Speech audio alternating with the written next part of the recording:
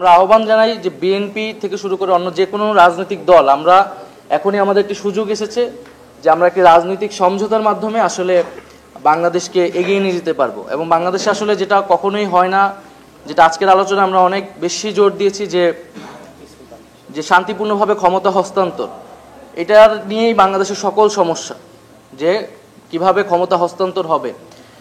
তো এবং সেই জায়গায় রাজনৈতিক দলগুলোর মধ্যে সমঝোতা, আলোচনার টেবিলে বসা, সেই সংস্কৃতি আসলে প্রয়োজন। ফলে আমরা আহ্বান জানাবো যে মৌলিক সংস্কারের কথা আমরা বলেছি, সেই সংস্কারে যাতে আমরা সবাই নীতিগতভাবে একমত হই, এর ফলে আসলে এই সংকটকাল থেকে আমরা উত্তরণ করতে পারি। আমরা মনে করি যদি এই মৌলিক সংস্কার না হয় তাহলে আসলে আমাদের কোনো পরিবর্তনই রাষ্ট্র কাঠামোর আসলে হবে না। ফলে এটা তো শুধু এনসিপির দাবি না, এটা বাংলাদেশের জাতীয় দাবি এবং জনগণের যে আকাঙ্ক্ষা, সেই আকাঙ্ক্ষা থেকে উত্তরণের জন্যই দাবি। এখন কোনো গোষ্ঠীর নিজস্ব দলীয় স্বার্থে বা ক্ষমতার মোহের কারণে যদি এই দাবি আটকে যায়, এটা এমন না যে এই দাবি কখনোই পূরণ হবে না।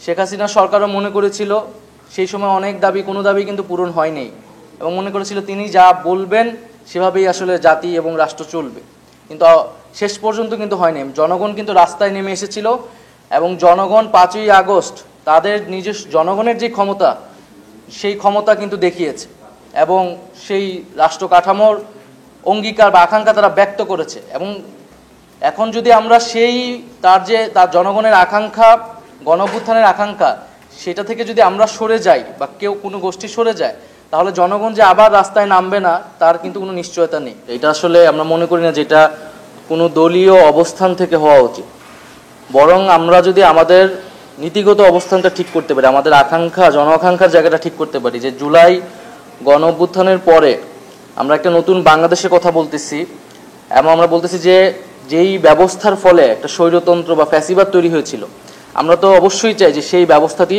থাকবে না সামনের বাংলাদেশে। তো সেই ব্যবস্থার পরিবর্তন করতে হলে কি কি পদক্ষেপ আসলে নিতে হবে, আমরা মনে করছি এই পদক্ষেপ নিলে গণতান্ত্রিক একটা রাষ্ট্র কাঠামোতে আমরা প্রবেশ করতে পারবো। তো সেই জায়গা থেকে এটা জনগণই নির্ধারণ করবে, জনগণের সামনেই পরিষ্কার করতে হবে যে আসলে আমরা গণতান্ত্রিক একটা রাষ্ট্র কাঠামোয় যাব নাকি আমরা পুরনো রাষ্ট্র কাঠামো, পুরনো বন্দোবস্ততেই ফেরত যাব।